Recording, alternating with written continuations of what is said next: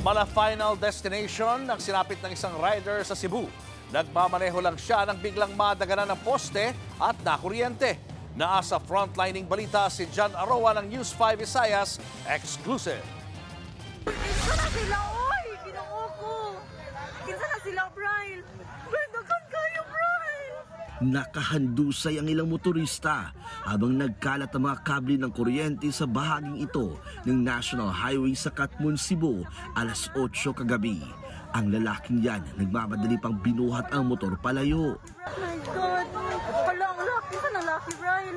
Base sa investigasyon, binabagtas ng trailer truck ang lugar nang bigla itong sumabit sa kawad ng kuryente.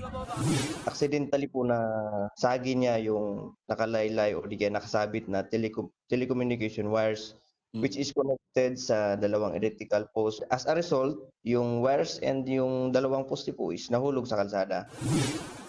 Tiyempo yan sa pagdaan ng ilang motorsiklo. 2 rider ang natumba. Wala namang natamong sugat ang isa pero ang isa pang rider hindi na gumagalaw nang madaganan ng poste at makuryente.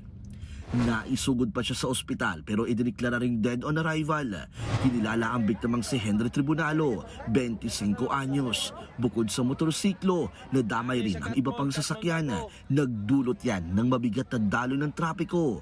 Kusa namang sumuko sa mga pulis ang driver ng truck. Nakakulong na ngayon ang driver na maharap sa reklamong reckless imprudence resulting in homicide and damage to properties. Nagbabalita mula sa frontline, Jan Arua, News 5, Visayas! Mga kapatid, Julius Babaw po.